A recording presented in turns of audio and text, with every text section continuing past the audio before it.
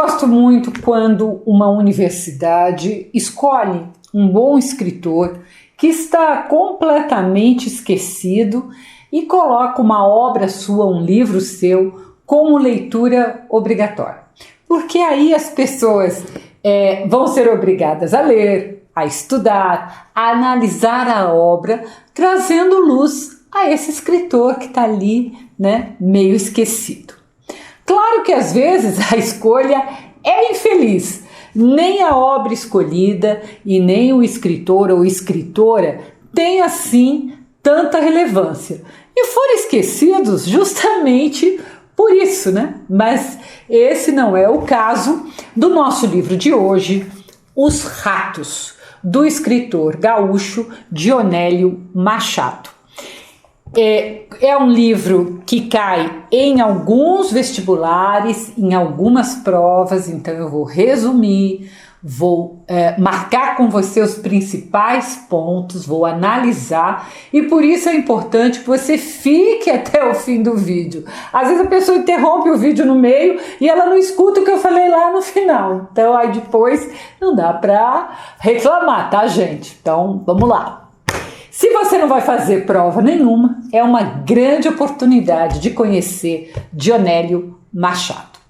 Então, se inscreva no canal. Se você tiver alguma dúvida, não se envergonhe, pode perguntar, manda sua dúvida. Às vezes eu demoro um pouco para responder, eu tenho muita coisa para fazer, eu faço muita coisa, sou uma boa geminiana, aquela que faz um monte de coisa, mas eu sempre respondo. Pode demorar, mas eu respondo. Bem, vamos começar descobrindo quem foi Dionélio Machado. O escritor nasceu em 1895 em uma pequena cidade do Rio Grande do Sul chamada Quaraí, que é uma cidade distante de Porto Alegre, não é ali nas imediações de Porto Alegre. O seu pai foi assassinado quando ele era criança. E o Dionélio, aos 8 anos, já vendia bilhete de loteria para ajudar em casa. Tem um depoimento muito interessante do escritor, já morreu, mas quando ele estava vivo, que ele conta, né, nesse depoimento, que ele chegou a vender, ele era criança, chegou a vender um bilhete de loteria ao provável assassino do seu pai. Ele mesmo com muita pouca idade sabia disso, mas ele não tinha escolha, porque aquele dinheiro do bilhete de loteria que ele estava vendendo significava meio quilo de carne para levar para casa. Bem, depois dessa experiência com o bilhete de loteria, aos 12 anos ele vai entrar para trabalhar como servente em um jornal ali da sua cidade. E começa então um caminho no jornalismo que começa como servente e logo depois, claro, muda. E eu estou falando isso da biografia porque a pobreza, né?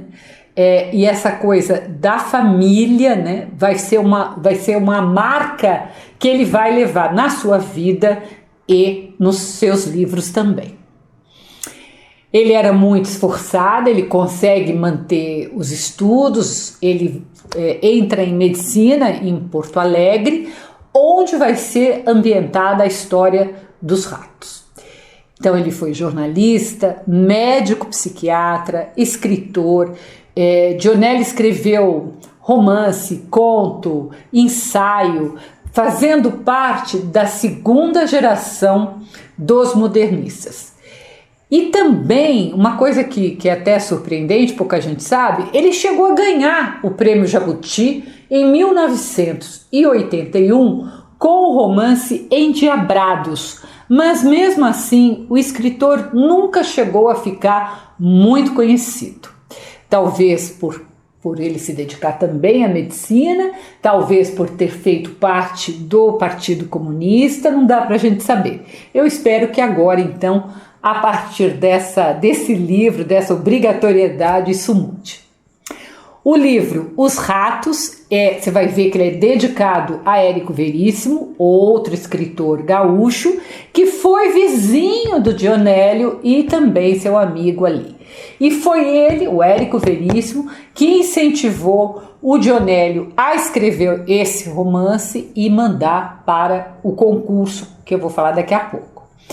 Toda a história se passa em um único dia, na Porto Alegre dos anos 30. E isso é uma novidade, talvez seja por isso também que ele tenha ganho o concurso, uma das causas, né? Porque uma história desenrolada em apenas 24 horas era uma grande novidade para a época em que o livro foi publicado. O próprio Dionélio, depois em entrevista, achava que isso não era um romance. Olha só, né? E como que começa, né? Começa com o personagem protagonista chamado Naziazeno Barbosa, no quintal da sua casa, muito cedo, brigando com o leiteiro por causa de uma dívida de 53 mil réis. Ele pensa que os vizinhos todos ali, mesmo não aparecendo, estão ouvindo ali aquela discussão.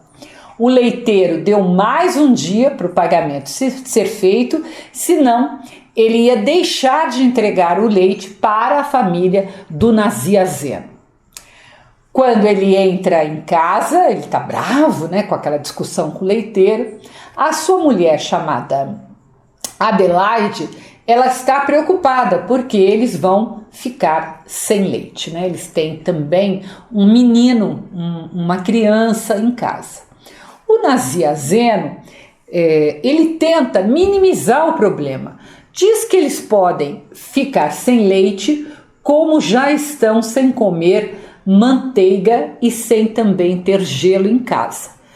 Adelaide ainda tenta argumentar dizendo que não dá para comparar o leite com o gelo, é óbvio, né? E talvez nem também com a manteiga, mas com gelo muito menos. Ela pensa no filho pequeno deles, né? Como é que vai ser sem leite. O Naziazeno diz que ninguém vai morrer por tão pouco. E aí ele diz a ela, ele lembra que na infância dele, né, do Naziazeno, né, muitas vezes só tinha água quente com açúcar para se alimentar. Claro que ele diz isso para tranquilizar a esposa, ele diz da boca para fora. Na verdade, ele tem até vergonha da mulher, porque naquela época o homem era o único provedor da família e ele tinha que prover sim. E não ter leite em casa era uma coisa que de alguma forma o preocupava muito e o envergonhava mesmo que ele não demonstrasse. O segundo capítulo, na minha modesta opinião, é um dos melhores do livro.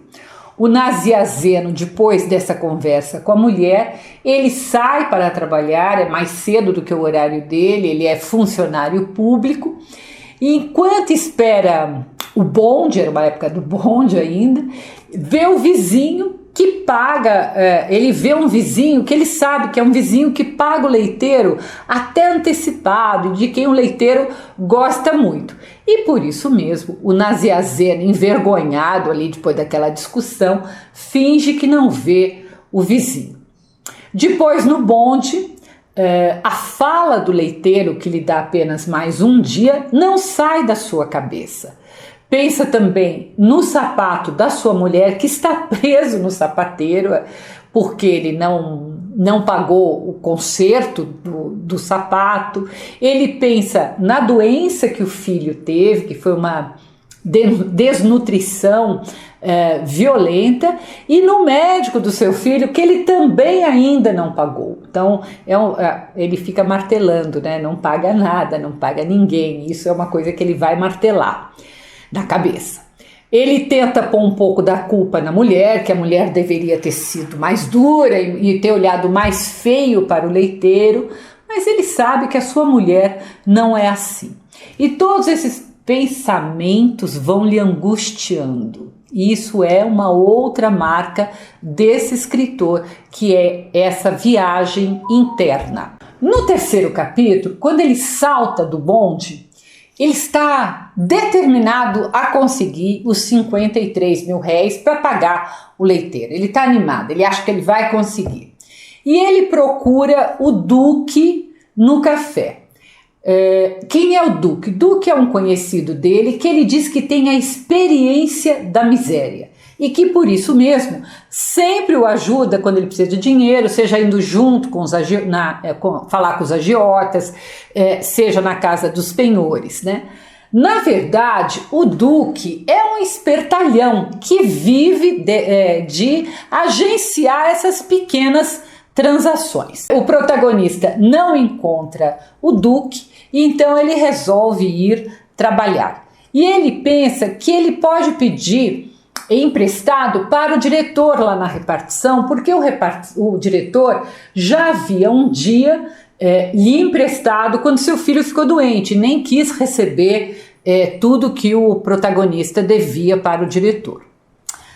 Já são mais de 9 horas quando ele chega à repartição, vai dando internamente, ele vai dando como certo que o diretor vai lhe emprestar o dinheiro. É até engraçado, ele fala que ele já pode até sentir o dinheiro no bolso. O seu trabalho na repartição é um trabalho repetitivo, monótono. Ele fazia o trabalho de copiar faturas. O diretor não está e o Nazianzeno pega o chapéu e sai novamente. Daí em diante, a história ela vai ser sempre bem parecida com este começo, com essa busca pelo dinheiro para pagar o leiteiro.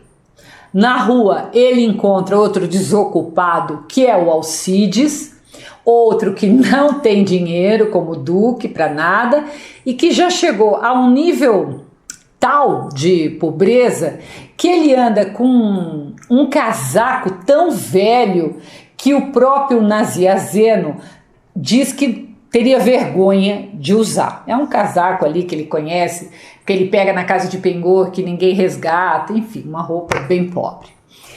Eles procuram os dois pelo Duque nos cafés e não encontram.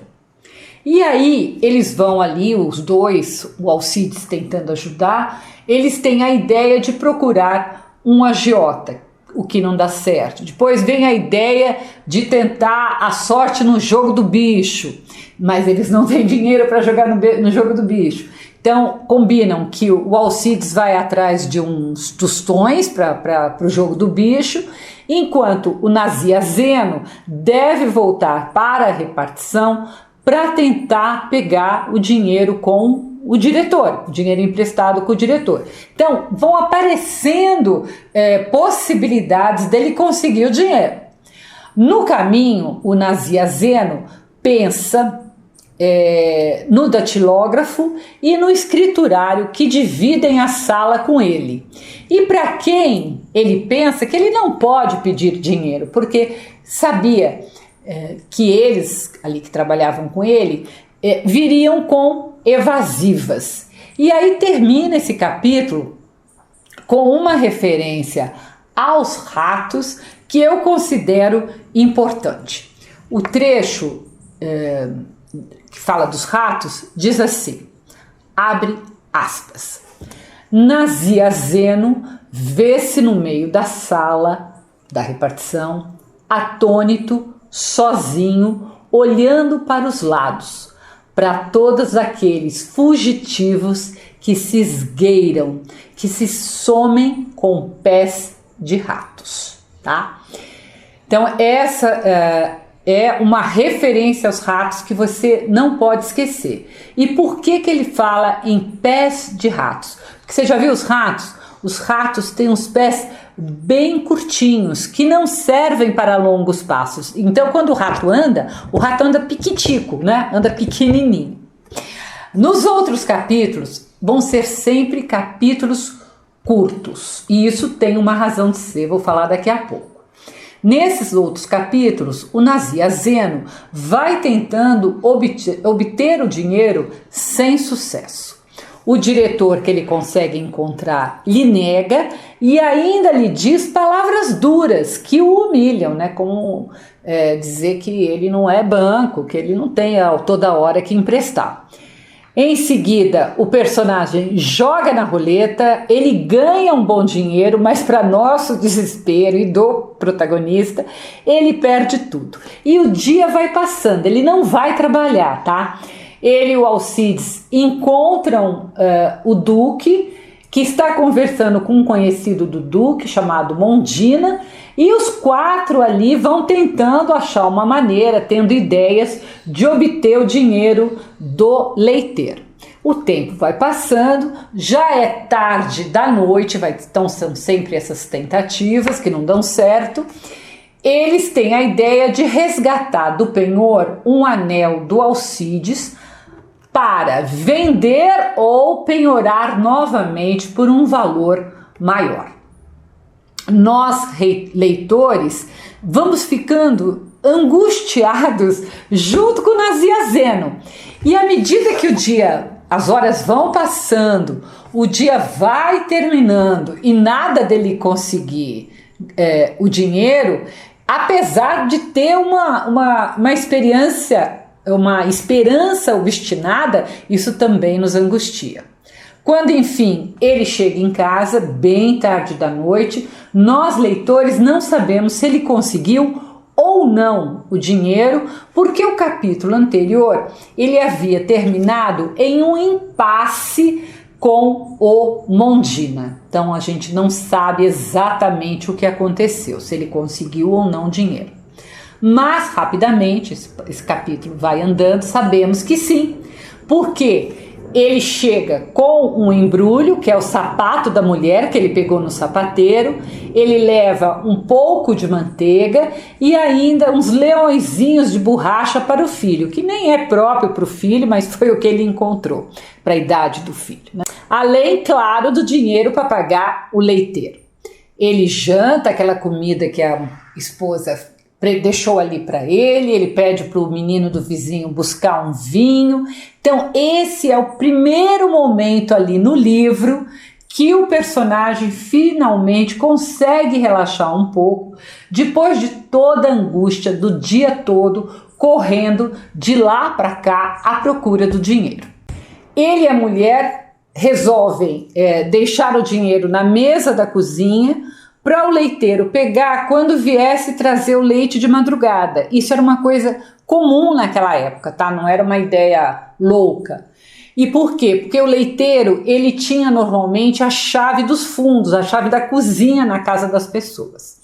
Mas, durante a noite, o Nazianzeno ouve uns barulhos que ele imagina que sejam ratos e se assusta pensando se os ratos estão roendo as notas do dinheiro que ele e a esposa deixaram ali em cima da mesa.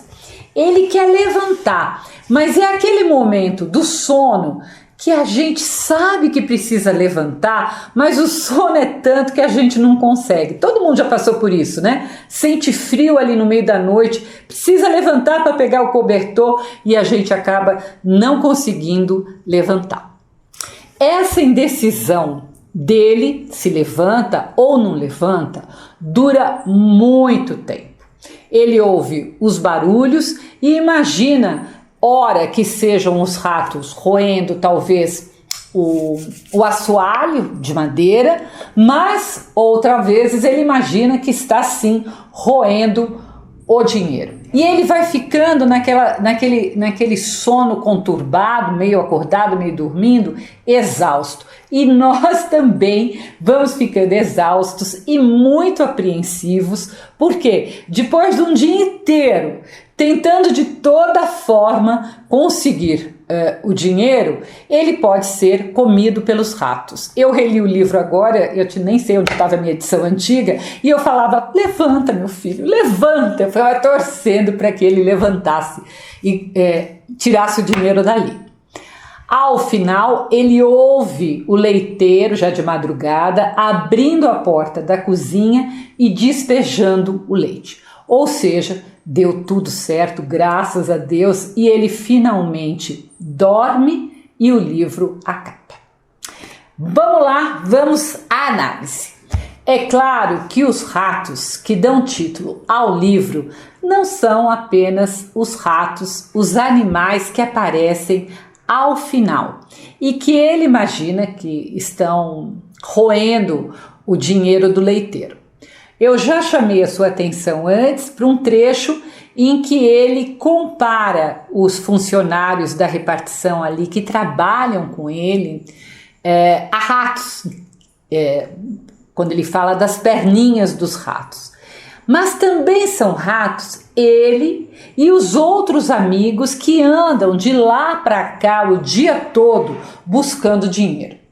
Todos eles, se você pensar, se parecem com ratos, com muitas tentativas que são movimentos curtinhos, tentativas que não dão certo. São esses seres periféricos, né, que têm pernas curtas, que não conseguem ir muito longe, que vivem no bueiro, que saem todos os dias em busca de alimento e que ganham apenas para a subsistência, que nem é uma boa subsistência, é uma subsistência bem mais ou menos, porque não dá para comprar nem leite nem manteiga. Essa busca contínua por dinheiro, ela retira a dignidade das pessoas, ela faz perder também um pouco da nossa humanidade e por isso o escritor faz a comparação com ratos que vivem no esgoto, vivem à margem da sociedade. Quero lhe dizer que esta é uma marca importante, a animalização, a comparação de seres humanos com animais é uma das marcas da obra do escritor Dionélio Machado. Ele usa bastante a animalização. Então, isso é uma coisa que você já não pode esquecer. O professor Davi Arrigucci diz que os indícios de rato, entre aspas, os indícios de rato multiplicam-se por toda parte, nos olhares esquivos, nas ações entrecortadas, nos gestos miúdos, nos aspectos do corpo, na cor das vestimentas, até se configurar como símbolo complexo e aterrador da condição do homem acuado. Fecha aspas. Então acho que o professor Davi Arrigucci aqui, ele exemplifica bem todas as situações ali que nos leva a pensar em ratos. O escritor parte de um fato comum do cotidiano que a classe pobre e até a classe média enfrenta, que é conseguir o leite de cada dia para construir um romance cuidadoso. A narrativa ela é feita em 28 capítulos curtos, como eu falei antes, e cada capítulo é interessante porque cada capítulo é quase, não são todos, mas é quase uma tentativa e um fracasso de conseguir o dinheiro. Então, essa narrativa fragmentada em capítulos curtos nos ajuda a ver os ratos também de pernas curtas que emitem ruídos, que se perdem na cidade grande, né? Vamos lembrar que era um momento de urbanização. Ou seja, o próprio discurso, a maneira que ele escolhe de narrar, tenta imitar os ratos. Isso é importantíssimo, não se esqueça. Apesar de ser narrado em terceira pessoa, esse narrador ele fica junto ao Nazi Azeno. E é pela perspectiva dele que nós vamos acompanhando a história. O tempo todo há um jogo, outra coisa muito importante, entre o exterior, que são as ações que ele e os seus amigos estão fazendo para conseguir o dinheiro, e o interior, mostrando o que o Nazi Azeno está pensando, o que ele está sentindo, desde a determinação logo de manhã, né, que ele tinha de conseguir o dinheiro lá no começo da manhã, até o desânimo e a descrença que vão se tornando crescentes à medida que o dia vai passando e ele sabe que o tempo vai acabando. Além disso, o personagem ele está sem comer por falta de dinheiro e ele sente um mal-estar, claro, provocado pela fome, pela fraqueza. Então isso também está na narrativa, esse lado todo interno caminhando junto com as ações que eles fazem externamente. Naquele labirinto, que são ali, como eles se movimentam pelas ruas de Porto Alegre, a gente tem a impressão que o personagem ele anda em círculos, sem sair do lugar. E claro, isso também é proposital, porque é próprio de uma cidade grande, não é rural, é um romance urbano. O Nazia Zeno, ele é o anti-herói moderno, né? E em certos momentos ele é até ingênuo, porque ele coloca a sua vida nas mãos de outros, como o Alcides e como o Duque. E apesar de admitir logo lá no começo que ele não recomenda a companhia do Duque para ninguém, ele reconhece a superioridade do Duque. O Duque é muito mais esperto do que ele. O Nazia Zeno chega a dizer que o Duque é o agente, o corretor da miséria, porque ele está sempre tirando vantagem desse negócio ali que ele agencia entre as pessoas. Vamos lá, o que você não pode esquecer em hipótese alguma é que o Dionélio Machado faz parte da segunda geração dos modernistas. Vamos relembrar, a primeira geração é aquela que faz a Semana de Arte Moderna, são os escritores que fazem a Semana de Arte Moderna em 1922. E a segunda na literatura são os escritores que publicam a partir dos anos 30, que é o caso do Dionélio Machado. Outro fato importante é que, como escritor ele era psicanalista, a sua obra também tem um enfoque psicanalista, que tenta, o que eu já falei antes, fundir o exterior com o interior. Ele vai fazendo isso na narrativa, ele vai alternando, traz um fato, traz um pensamento e assim por diante.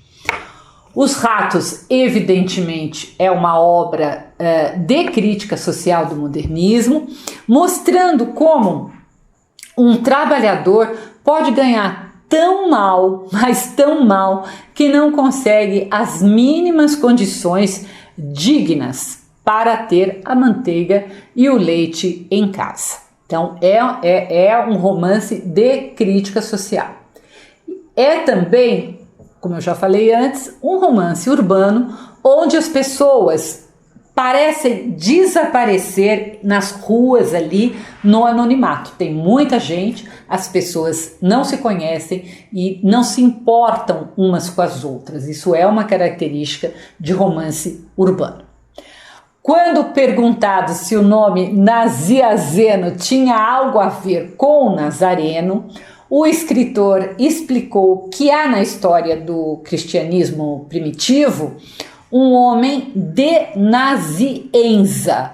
Nazienza, ele próprio diz que era uma cidade, assim como Nazareno, então. Então, Nazaré, o Nazareno é aquele que nasce em Nazaré, e o Nazia Zeno é alguém que nasce na cidade do mesmo nome. Só que ele diz que não, ele soube disso depois, mas a inspiração mesmo é porque este era o nome de um jornalista que havia fundado um jornal político na sua pequena cidade. O jornalista também se chamava Nazia Zeno. Por que eu estou falando isso? Eu fui buscar lá no escritor, porque eu já ouvi e já vi algumas interpretações erradas. Uma curiosidade é que o próprio Dionélio contou que ele teve a ideia da história dos ratos em um fato real. Ele conta que o seu irmão, por comodismo, porque era muito cedo, ele deixava embaixo da panela em que ele recebia o leite, né? O leite era despejado, ele deixava o dinheiro. O leiteiro na casa do irmão e da mãe tinha a chave, então entrava e despejava o leite. E a mãe fala para o Dionélio que ela estava preocupada, porque ela achava que os ratos podiam roer o dinheiro durante a noite. E a sua mãe, ela se perguntava, se os ratos roem papel, até livros, por que não roeriam o dinheiro, não é? Então, essa conversa que o escritor tem com a mãe que o leva até a ideia de uma história. Ele passa 9 anos gestando essa história na sua cabeça, mas quando o Érico Veríssimo diz que ele tem que escrever um romance para se candidatar a um prêmio, ele escreve então em 20 noites e ele ganha o prêmio Machado de Assis pela editora Companhia Nacional em 1935. Entretanto, o autor soube que tinha ganho esse prêmio quando ele estava viajando para o Rio de Janeiro, preso por ser comunista, por ter cometido o gravíssimo delito de ter uma opinião divergente da ditadura Vargas. Costumo dizer várias vezes aqui, ditadores não admitem que se pense diferente. Eles têm que ganhar no grito, nunca na argumentação, porque eles não têm argumento. Gosto muito de uma das falas do próprio escritor sobre os ratos, que para mim define o romance. Qual é essa frase? Abre aspas, é o Dionélio falando. Eu sempre procuro o dramático no trivial. O dramático não trivial, isso é muito fácil. Aquilo era extraordinário, porque partia do trivial e resultava numa coisa dramática. Então ele estava falando dos ratos, né, do seu romance. E é exatamente isso. Os ratos mostram como uma coisa trivial, uma dívida pequena, não era uma grande quantia, uma dívida pequena para pagar o leite pode ser uma questão dramática. Recomendo que você leia o livro com bastante atenção, que se ainda não leu, que você reveja esse vídeo e todos os outros antes do vestibular para relembrar, tá? Então, acho que ver antes do vestibular faz muita diferença. Se quiser deixar seu like, eu agradeço muito e incentiva bastante o nosso trabalho. E se você quiser conhecer minhas crônicas, eu as publico todas as terças-feiras no meu site www.miriambevilacqua.com.br. E se você não vai prestar prova nenhuma, conheça Os Ratos de Dionélio Machado. Eu tenho certeza que qualquer pessoa é capaz de gostar e gostar muito desse livro. Um grande abraço.